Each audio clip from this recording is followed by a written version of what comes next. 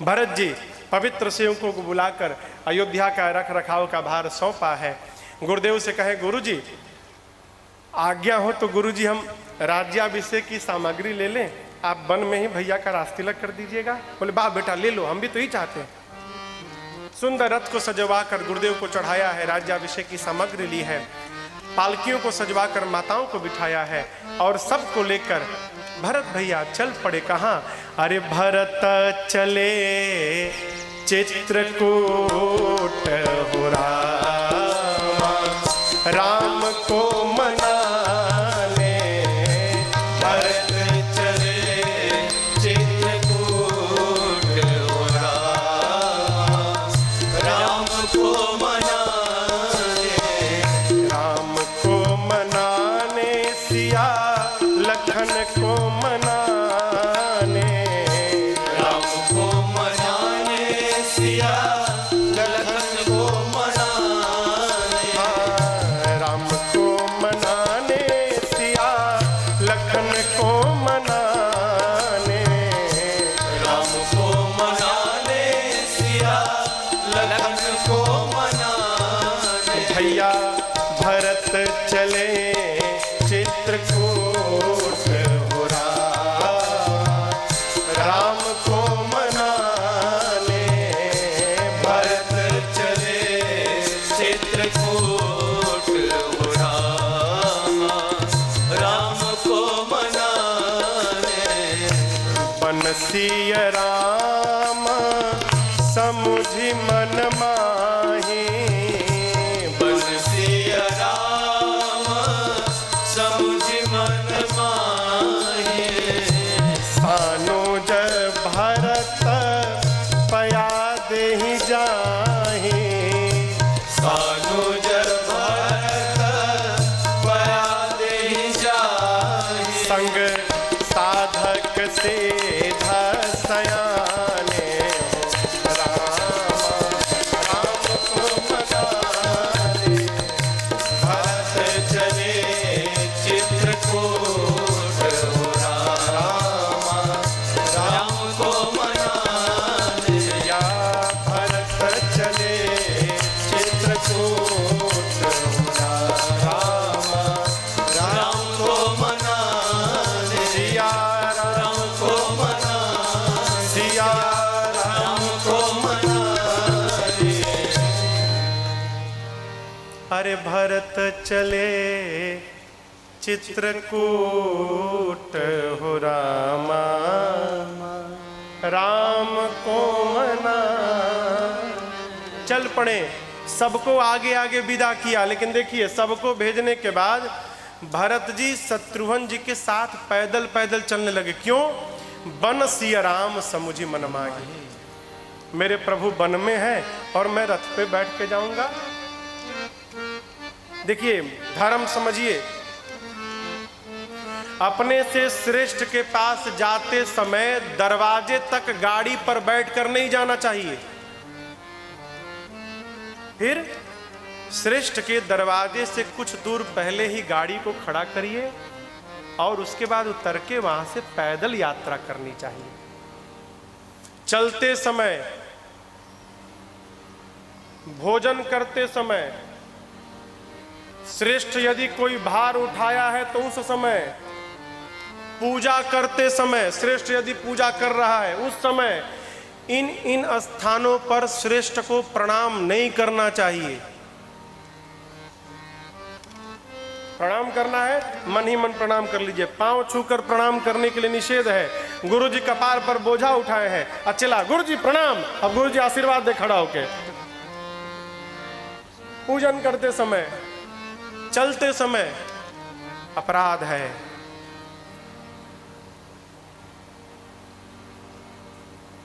भरत जी पैदल पैदल चलने लगे। सेवक जाकर माँ कौशल्या से कहें, माँ ने आके भरत जी को समझाया, लाला शीघ्र पहुंचना है राम के पास तो रथ पर बैठो। माँ की बात मानकर भरत जी बैठ गए। चलते चलते पहले दिन तमसा नदी के तट पर विश्राम भया, दूसरे दिन गोमती नदी के तट पर, तीसरे दिन सई नदी के तट पर, चौथे दिन पूरा समाज चलकर श्रृंगवेरपुर पहुंचा। इधर निषाद राजगुह के सेवक आकर निषाद जी से कहे, प्रभु भरत जी तो विशाल सेना लेकर वन में जा रहे हैं। अब देखिए, निषाद जी समझ लिए लगता है राम जी से युद्ध करने सेना लेके जा रहे हैं कि राम जी ना रहे तो निष्कंटक राज्य कर सकूं अयोध्या पर। निषाद जी ने सेवकों को बुलाकर कहा, सावधान, खड़े हो जाओ। इस अयोध्या की सेना का एक भी सिपाही गंगा को पार न करने पाया। आज खड़े हो जाओ, राम प्रेम के परीक्षण का समय आया है। ऐ सबको काम पर लगाया। इसी बीच किसी ने छींक दिया, छींक आती है ना, किसी ने छींक दिया। तो एक बूढ़े बाबा ने कहा कि महाराज, सगुन तो बता रहा है कि भरत जी राम जी से युद्ध करने नहीं, भरत जी राम जी से प्रेम करने जा रहे हैं। मेरी बात मानिए भैया, थोड़ा मॉनिटर, थोड़ा सा आप ना पहले भरत जी के मन के भाव को समझ लीजिए, फिर व्यवहार करिएगा। वृद्ध बाबा की बात बड़ी अच्छी लगी निषाद राजगुह को। 3 प्रकार का आसन, सात्विक, राजसिक, तामसिक, 3 प्रकार का भोजन लेकर पहुंचे। उपहार स्वरूप रखा, दूर से दंडवत करके गुरुदेव भगवान को प्रणाम किया है। अपना परिचय बताया, मैं राम जी का मित्र हूं। गुरु जी से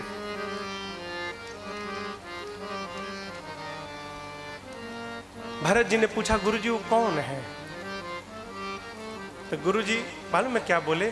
बोले, भरत वो आपके भैया के सखा हैं। ए निषाद जी के बारे में जैसे भरत जी ने सुना, ए जी राम सखा सुनी चंदन क्या, राम सखा सुनी चंदन क्या, चले उतरे उमगत अनुरागा, चले उतरे उमगत अनुरागा, चले उतरे उमगत अनुरागा। राम सखा सुनकर भरत जी रथ पर से कूद पड़े, दौड़ गए। जाकर निषाद जी को उठाकर हृदय से लगाया है। लोग भरत जी को जैसे निषाद जी को उठाते देखकर गले से लगाते देखे लोग हरि राम, ये क्या होने लगा, हरि राम। क्यों? निषाद जी अछूत हैं, उनकी परछाई भी पड़ जाए तो पवित्र होना पड़ता है, शुद्धि करना पड़ता है, और ऐसे निषाद को भरत जी ने गले से लगा लिया। गोस्वामी जी कहते हैं, देखो एक नदी है जिसका नाम है कर्मनासा। सुने हैं आप लोग? बक्सर जानते हैं ना, बिहार में जो बक्सर है, बक्सर के बगल में ही कर्मनासा नदी है। पानी उनी नहीं है, बालू है, लेकिन बालू में जैसे हाथ डाल के रेत निकालेंगे ना तो जल ऊपर आ जाता है। ठीक गंगा जी के बगले में है। कहा जाता है कि कर्मनासा नदी का जल यदि स्पर्श हो गया तो जीव के जितने पुण्य रहते हैं सारे पुण्य समाप्त हो जाते हैं। कोई नदिया के पास फटकता तक नहीं है। गोस्वामी जी कहते ही बताओ, कोई कर्मनासा नदी के जल को निकाल कर और गंगा जी में डाल दे तो कौन है जो उस जल को उठा के अपने सिर पे नहीं चढ़ाएगा? हो निषाद अछूत है। अरे जिन निषाद को राम जी ने अपने गले से लगा लिया हो, उससे पवित्र संसार में दूसरा कौन होगा? जानते हैं सोच किसके बारे में करना चाहिए? वही सोचनीय सबही विधि सोई, जो न छाड़ी छल हरिजन होई। जो भगवान का भगत नहीं हो पाया उसके बारे में सोचना चाहिए, छुए कि ना छुए। परिचय भया है, रात्रि में बैठे हैं। जानते हैं रात में भरत जी से गुरुदेव ने एक बात पूछी। क्या? गुरु जी देखिए, गुरु जी भरत जी के भाव का परीक्षण कर रहे हैं। कहें, भरत ये बताओ, तुम अयोध्या के सम्राट हो। अरे पिताजी ने तुमको दिया है, तुम लो चाहे ना लो, एक तरह से भावी सम्राट तो हो ही। आप अयोध्या के एक सम्राट हैं और उसी अयोध्या राज्य की एक छोटी सी रियासत है श्रृंगवेरपुर। निषाद राजगुह उस रियासत के राजा हैं अयोध्या का चक्रवर्ती सम्राट अपने राज्य के छोटे से रियासत के राजा को देखकर दौड़ के चला गया मिलने। ये कहां का धर्म है? उचित तो ये था आप बैठे रहते और निषाद जी आकर आपको प्रणाम करते। आप निषाद जी से मिलने के लिए दौड़ के चले गए, कहां का धर्म है? आपने ठीक किया। भरत जी कहे गुरुदेव क्षमा करिएगा गुरुजी, लेकिन आपने तो बताया ही नहीं कि वो अयोध्या श्रृंगवेरपुर के राजा हैं। आपने तो कहा कि वो राम जी के सखा हैं। मैं सोचने लगा कि मैं राम जी का दास हूं और वो राम जी के सखा हैं। सखा बराबरी का होता है, दास छोटा होता है। तो मैं निषाद जी को अपने से बड़ा मान लिया। वो भैया के मित्र हैं तो मेरे लिए भैया के बराबर है, और मैं दास हूं तो उनका भी दास हूं। ऐसा सोचकर मैं दौड़कर जाकर उनसे मिलने के लिए चला गया। मुझे तो पता ही नहीं था। गुरु जी सुने तो कहें वाह भरत, यही उत्तर तुमसे सुनने की कामना थी मेरी। समझिएगा, हमारा श्रेष्ठ हमारा कभी भी परीक्षण कर सकता है, हमको पता भी नहीं चलेगा कभी भी।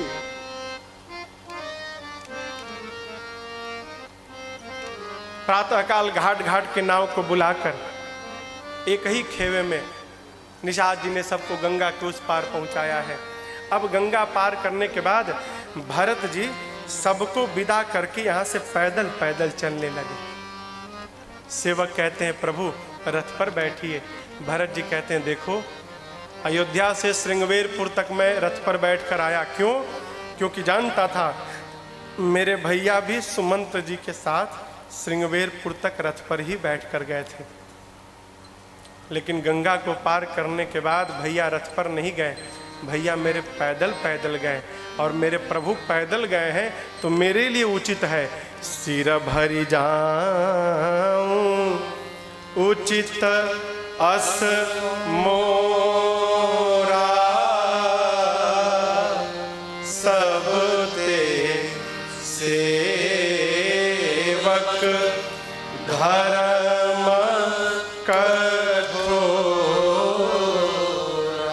भरत जी बोले यदि प्रभु पैदल गए हैं तो सेवक के लिए उचित है कि सिर पे चल के जाए। सेवक का धर्म बड़ा कठोर धर्म है, वो सहज व्यवहार नहीं है। भरत जी सबको लेकर चलते चलते पैदल पैदल दिन के तीसरे पहर में श्रृंगवेरपुर से चलकर तीर्थराज प्रयाग पहुंचे हैं। सेवक जाकर मां कौशल्या से कहे मां आपको पता नहीं आज भरत जी पैदल पैदल आए हैं।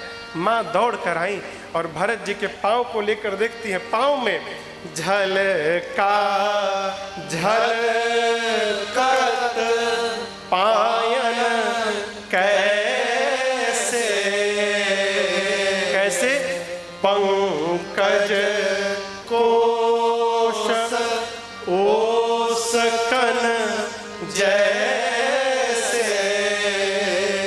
प्रातःकाल कमल के पुष्प की पंखुड़ियों में जैसे ओश की बूंदें चमकती हैं, उसी प्रकार भरत जी के पांव में झलका चमक रहे थे छाले। माँ लगी आंचल से पूछने, कहती बेटा बहुत पीड़ा है ना?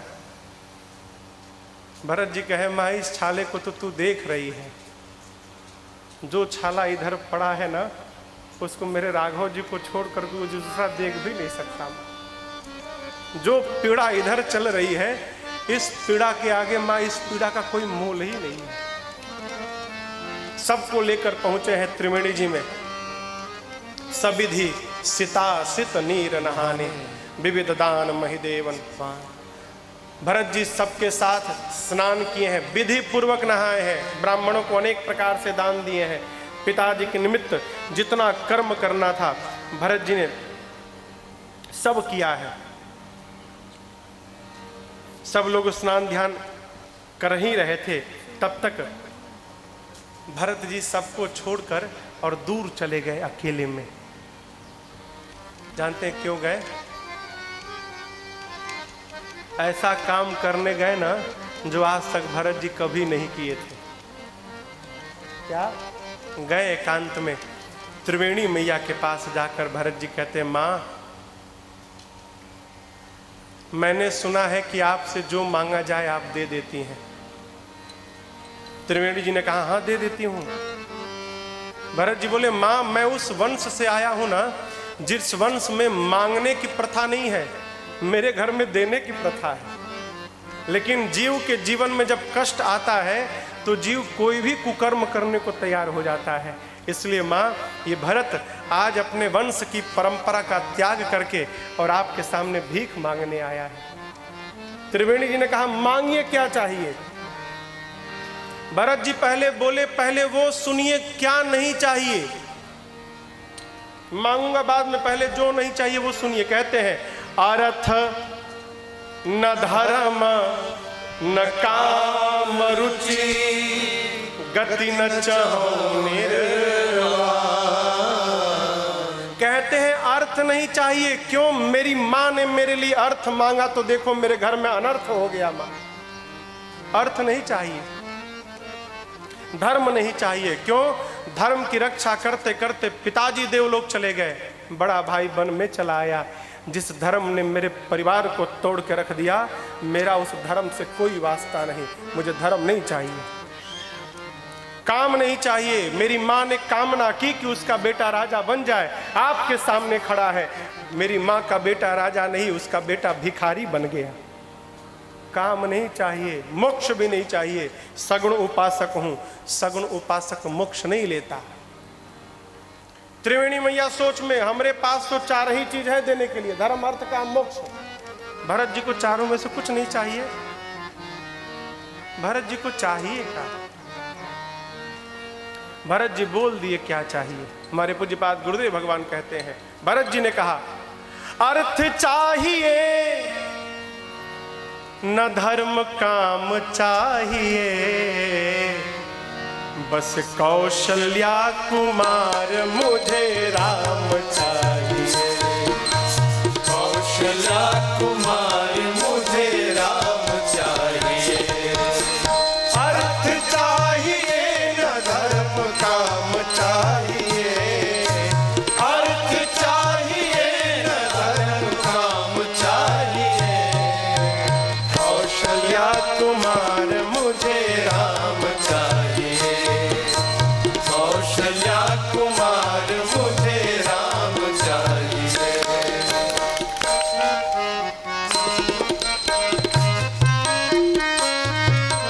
असरण अनाथ नाथ दीन हितकारी।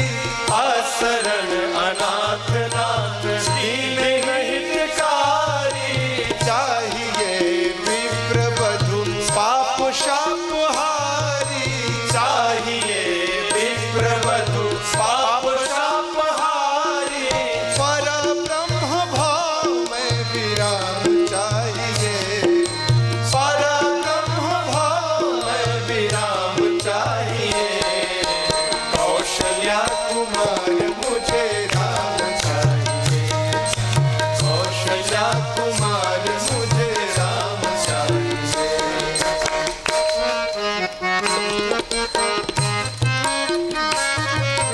सत्य सिंधु दया सिंधु वीर व्रत धारी। सत्य सिंधु दया सिंधु वीर व्रत धारी। चाहिए चित्रकूट कानन बिहारी। चाहिए चित्रकूट कानन बिहारी। मंदाकिनी ललित ललाम चाहिए। मंदाकिनी ललित ललाम चाहिए। कौशल्या कुमार मुझे राम चाहिए। कौशल्या कुमार मुझे राम चाहिए।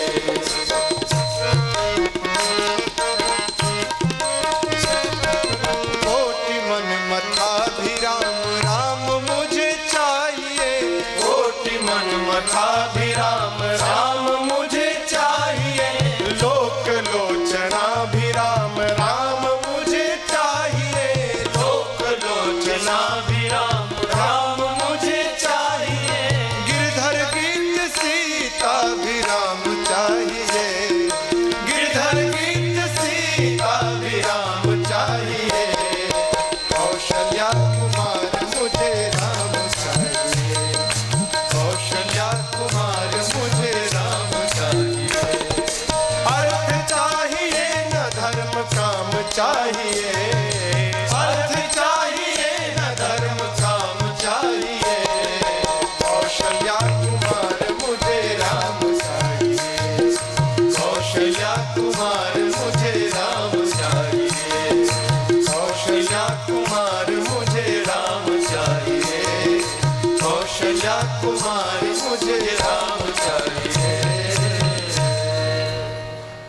भरत जी ने क्या मांगा?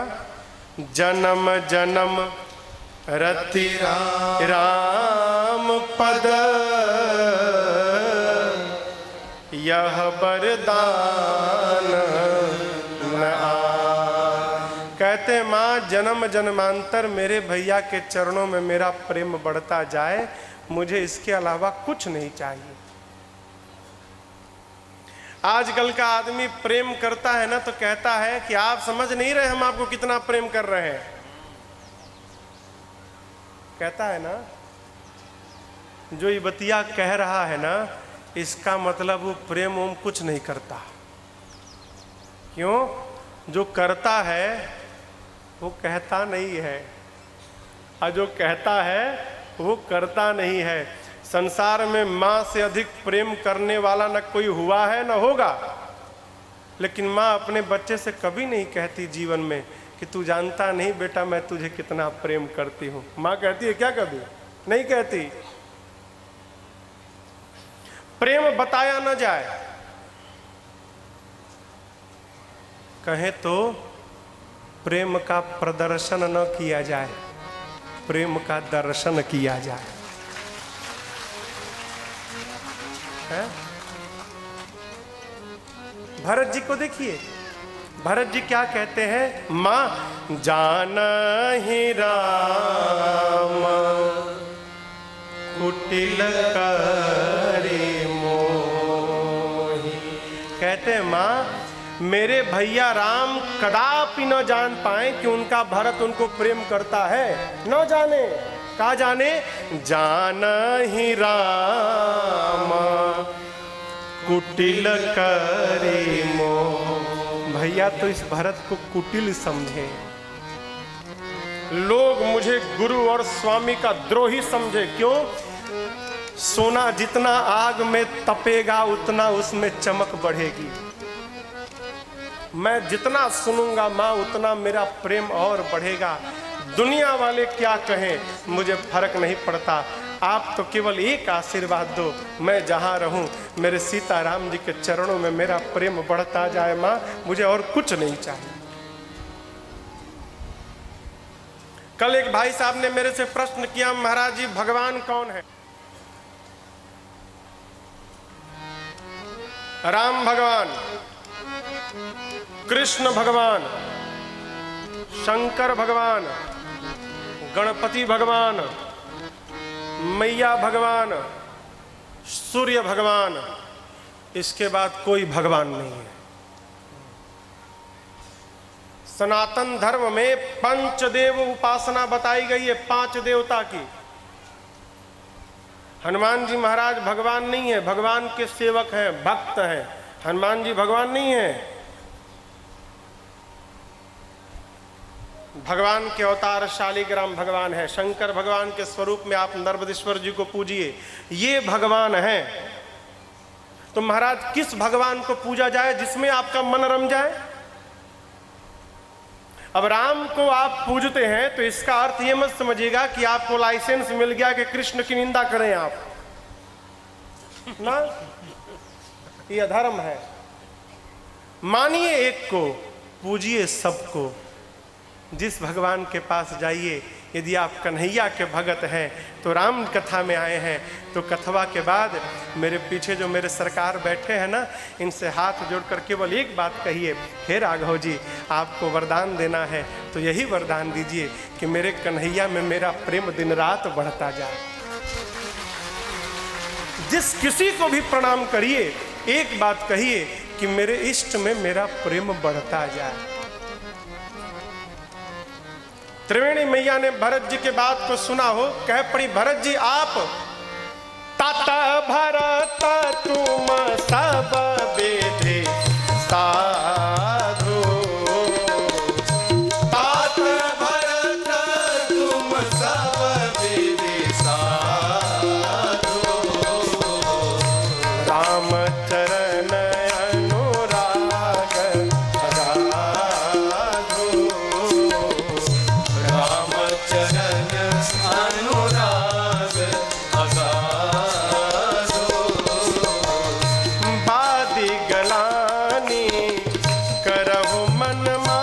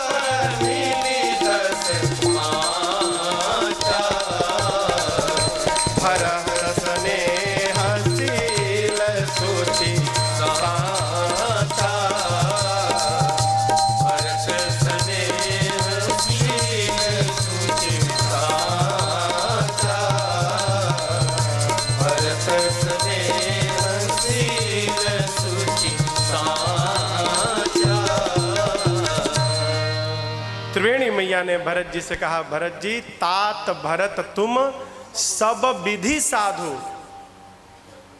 सब विधि मने आप मन से साधु हैं, आप वचन से साधु हैं और आप कर्म से साधु हैं। आपको बताया साधु कौन? साधु कौन? जिसके साथ रहने से स्वभाव सध जाए वो साधु है। साथ रहने से स्वभाव सध जाए। त्रिवेणी मैया ने भरत जी की प्रशंसा की। भरत जी सबको लेके पहुंचे भरद्वाज जी के पास, जाकर मौन बैठे हैं, चुप। क्यों? भरद्वाज जी पूछेंगे कहाँ जा रहे हैं, सबको लेकर तो क्या बोलेंगे हम। भरद्वाज जी ने ही भरत जी के संकोच को देखकर कहा, भरत जी आप सोच मत करिए, आपकी माँ का कोई दोष नहीं है, वो तो सरस्वती जी आई थी, मति फेर के चली गई। भरत जी हमको सब पता है, और आपको बताएं आपके भैया राम आपको बहुत प्रेम करते हैं। भरत जी पूछे कि आपको पता चला? हाँ तभी तो बोल रहा हूं, जाना मरम नहात प्रयागा। प्रयाग में नहाते समय मरम जान गया। क्या? राम जी भरत जी आपको बहुत प्रेम करते हैं। भरत जी ने पूछा कैसे पता चला आपको ऋषिवर कि भैया मुझे बहुत प्रेम करते हैं? भरद्वाज जी बोले, भरत जी जब हम राम जी को स्नान कराने के लिए त्रिवेणी जी के पास ले गए ना संगम में, और जैसे राम जी ने जमुना जी का दर्शन किया ना, यमुना जी के सांवले रंग का, तो हमसे कहने लगे, ऋषिवर ये जो रंग है ना, इसी रंग का मेरा एक भाई है, इसी सांवले रंग का एक मेरा भाई है। ऋषिवर सबसे तो मिला, उस भाई से नहीं मिल पाया मैं। और भरत जी जैसे मैं स्नान से पहले संकल्प करा रहा था, हाथ में जल देके राम जी के, और संकल्प के बीच में जैसे भरत खंडे शब्द आया ना, राम जी ने मुझे रोक दिया। कहा ऋषिवर अभी अभी जो आपने कहा ना भरत, मेरे भाई का नाम ही भरत है। उसी समय मैं जान गया आपके राम जी आपको कितना प्रेम करते हैं।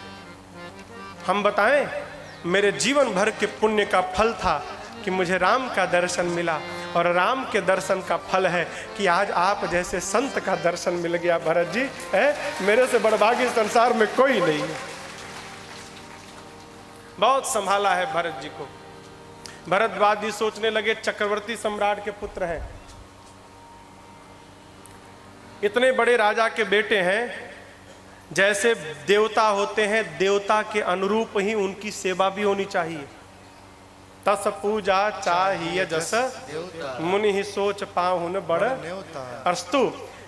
भरद्वाज जी ने अपने तप बल से रिद्धि सिद्धि को प्रेरित करके जो सुख सुविधा देवलोक में दुर्लभ है अपने आश्रम में सुलभ कराया।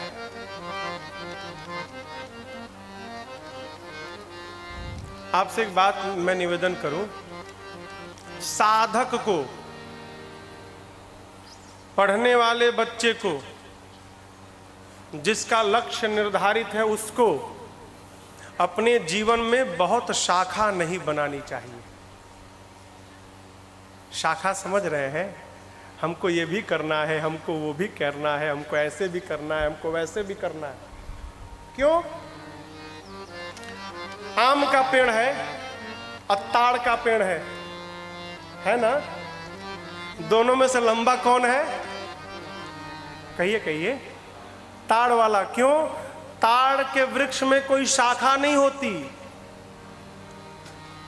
और आम के वृक्ष में बहुते शाखा है, इसलिए उसका विकास रुक गया। ताड़ में शाखा नहीं तो आसमान को छू गया। जिसको लक्ष्य को प्राप्त करना है उसको अपने जीवन से एक लक्ष्य को छोड़कर बाकी सभी शाखाओं को समाप्त करना होगा। इस समय भरत जी का लक्ष्य क्या है? सबको लेकर राम जी के पास पहुंचना है। जैसे भरद्वाज जी ने रिद्धि सिद्धि को प्रेरित करके देव दुर्लभ सुख सुविधा को सुलभ कराया, भरत जी ने सबको बुलाकर कहा सावधान, कोई इन सुविधाओं को देखकर भूलेगा नहीं, कोई भटकेगा नहीं। सब लोग सीताराम जी में मन लगाइए। पूरी की पूरी प्रजा बैठकर रात भर एक काम, सीताराम जय सीताराम,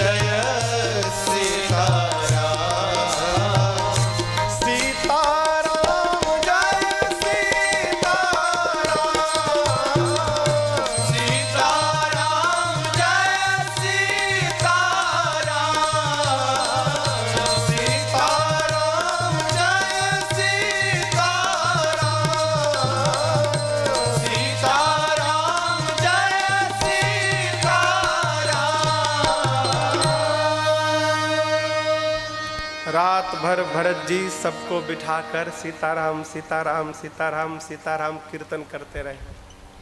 किसी ने भी सुख सुविधा की ओर नहीं देखा। प्रातः काल भया, भरद्वाज जी से विदा लेकर भरत जी सबको लेकर और चित्रकूट की ओर प्रस्थान किए हैं। भरत जी चल रहे हैं, आप दर्शन करिए। कहते हैं जैसा वातावरण भरत जी के साथ जाते समय बना, वैसा वातावरण राम जी के समय भी नहीं बना। आप परमार्थ करने निकल जाओ बस। कब? परमार्थ करने। देखिए, परमार्थ करने के लिए किसी को ढूंढिए मत। यदि ढूंढिएगा तो वो जाएगा नहीं और आप भी रुक जाइएगा। फिर परमार्थ में अकेले निकल पड़िए। भगवान ही समय समय पर आपके साथ लोगों को लगाते जाएंगे। कथा में आना है, आप ठीक 2:30 बजे गाड़ी लेकर आइएगा, हम तैयार मिलेंगे। और नहीं आए तो वो भी नहीं आए, आप भी फंस गए। परमार्थ के लिए किसी को मत ढूंढिए।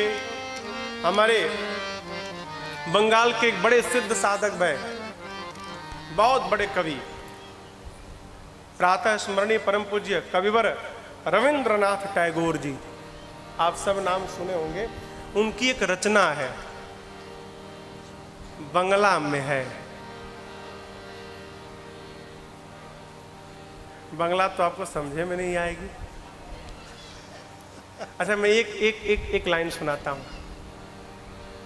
रविंद्रनाथ जी कहते हैं, अरे जोदी के डाक सुने तोर नाया से तबे एकला चलो रे। जोदी के डाक सुने तोर नाया से तबे एकला चलो रे। जोदी के डाक सुने तोर नाया से तबे एकला चलो रे। जोदी के डाक सुने तोर नाया से तबे एकला चलो रे। एकला चलो एकला चलो एकला चलो रे। একলা চলো একলা চলো একলা চলো রে। যদি কেউ ডাক শুনে তোর না আসে তবে একলা চলো রে। কেউ ডাক শুনে তোর না আসে তবে একলা চলো রে। क्या कहते हैं? यदि तुम्हारी आवाज सुनकर, यदि केऊ डाक मने आवाज सुने, सुनकर ना आसे, न आया, घबराओ मत, एकला चलो, अकेले चलो, रुको मत, अकेले चलो। परमार्थ में निकलोगे अकेले, लेकिन कुछ दूर जाकर जब पीछे देखेंगे ना, तो आपके साथ काफिला दौड़ता दिखाई पड़ेगा। भक्त कभी अकेला नहीं होता। भरत जी लेके जा रहे हैं, जैसा वातावरण भरत जी के समय बना, राम जी के समय भी नहीं बना। देवराज इंद्र देखे भरत जी की दशा को, डरा गए, पहुंचे गुरु जी के पास, बृहस्पति के पास। कहे गुरु जी ऐसा कुछ करिए, राम जी भरत जी का भेंट न होने पाए। क्यों? इस दशा में भरत जी चले जाएंगे तो राम जी रुकेंगे नहीं, वापस चले जाएंगे। देव गुरु बृहस्पति को क्रोध आ गया। कहे मूर्ख, 1000 नेत्र होने के बाद भी अंधे बने हैं आप। सावधान। जीवन में एक बार भगवान के प्रति यदि आपने अपराध कर दिया तो हो सकता है भगवान क्षमा कर दें, परंतु यदि आपने भगवान के भक्त के प्रति अपराध किया तो राम के क्रोध रूपी अग्नि से आपको कोई बचा नहीं सकता है। सावधान। आप क्या समझते हैं? भरत जी मिलने जा रहे हैं ना, राम जी ही भरत जी से मिलना चाहते हैं, इसलिए भरत जी दौड़े दौड़े अयोध्या की ओर, चित्रकूट की ओर जा रहे हैं। यहां पर चौपाई है। अरे भरत सरिस को राम सने ही, जग जप राम राम जप जे। कहते हैं देवगुरु बृहस्पति जी की इंद्र, भरत जी जैसा कौन भगवान का प्रेमी है। पूरा जगत राम राम जपता है और राम जी दिन रात भरत भरत जपते हैं। जानते एक बार नारद जी भरत जी और हनुमान जी के पास चले गए। नारद जी जाकर चर्चा छिड़ गई भक्त की। नारद जी बोले कि मैं भगवान का भगत हूँ, अच्छा मैं टॉप 10 का भगत हूँ, मैं अच्छी स्थिति का भगत हूँ। तो हनुमान जी ने कहा कि हाँ, लेकिन रजिस्टर देखा अपने भक्तों वाला? तो नारद जी बोले कौन सा रजिस्टर? हनुमान जी बोले मालूम नहीं। अरे भगवान के पास एक रजिस्टर है, उसमें जितने भगवान के भक्त हैं सबकी सूची लगी हुई है, सबका नाम लिखा हुआ है। अच्छा हाँ। अब नारद जी दौड़ कर पहुंचे प्रभु के पास, प्रणाम करके कहे प्रभु वो भक्त वाला रजिस्टर देखना है, एक बार रजिस्टर दिखा दीजिए। भगवान ने रजिस्टर दिया। नारद जी खोले, पहला नंबर पे नाम नारद जी का, फर्स्ट नंबर नाम है। नाचने लगे, हमारा नाम पहले नंबर पे। अब लगे पढ़ने नाम, पूरा रजिस्टर खोल लिए, पढ़ लिए, न उसमें हनुमान जी का नाम न भरत जी का नाम। अब और खुश हो गए कि हमारा नाम पहले नंबर पर, और भगत बनते उनका नाम ही नहीं है। पहुंचे फिर हनुमान जी के पास, एकदम प्रसन्न है, भरत जी बैठे हैं। हनुमान जी ने कहा देखें? हाँ देखा ना, पहला नाम मेरा, पहला नाम। तो भरत जी पूछे हम लोगों का नाम? नारद जी, अब देखिए, अब बात तो अब बुरी लगेगी आप लोग को, लेकिन दुख मत मानिएगा। हो सकता है कुछ दिन बाद आपका नाम चढ़ जाए उस रजिस्टर में, लेकिन अभी आपका नाम उसमें है नहीं। तो भगत वाले रजिस्टर में आपका नाम नहीं है। हनुमान जी बोले कि अच्छा पॉकेट डायरी देखा? तो कौन पॉकेट डायरी? तो भगवान के पास एक पॉकेट डायरी भी है, वो नहीं देखे? ना ना, उसको भी देखिए एक बार। फिर दौड़ कर गए, बोले प्रभु वो पॉकेट वाला जो डायरी है ना, पॉकेट डायरी, वो दिखा दीजिए एक बार। भगवान निकाल कर दिए तो खोले तो उसमें दो ही नाम लिखा था, पहला नाम भरत लाल जी का और दूसरा नाम हनुमान जी महाराज का। अब नारद जी को समझे में बात नहीं आई, बोले प्रभु ये कौन? भगवान बोले हमारे भगत हैं। अब फिर पूछे नारद जी प्रभु रजिस्टर में कौन? तो भी हमारे भगत हैं। तो प्रभु सब भगत हैं, तो वो सारे भगत उसमें दो लोग इधर। तो हनुमान जी की, नारद जी की बात सुनकर भगवान बोले नारद जी रजिस्टर में जितने नाम लिखे हैं ये वो भगत हैं जो मुझे याद करते हैं, और इस पॉकेट डायरी में जो नाम लिखी है ये वो भगत हैं जिनको राम याद करते हैं। इन दो लोगों को मैं याद करता हूं, उसी में भरत जी हैं। जग जप राम, राम जप जेहि। जिसको राम जपते हैं वैसे भरतलाल जी। माई बाप, जीवन ऐसा हो जाए ना कि हमारा श्रेष्ठ हमें याद करे। जीवन इतना निर्मल हो जाए ना कि कोई संत हमको याद करे।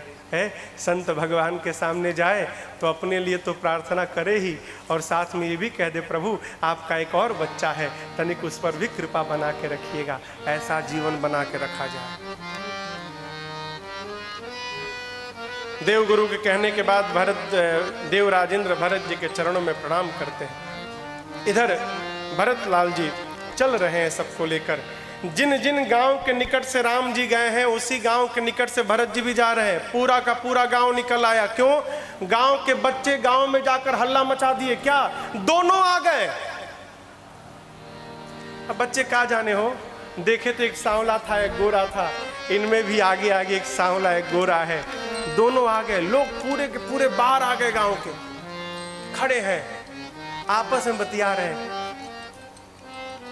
वही है का? लग तो इसने रहे हैं, एक सांवले एक गोरे हैं। दूसरा कहता ना ना वो नहीं है। कहे उनके साथ तो एक स्त्री थी, इनके साथ तो पूरा समाज जा रहा है, ये वो नहीं है। तीसरा कहता हाँ ठीक बोले। कहे वो दोनों तो हंसते जा रहे थे, ये दोनों तो रोते रोते जा रहे हैं, ये पहले वाले नहीं है।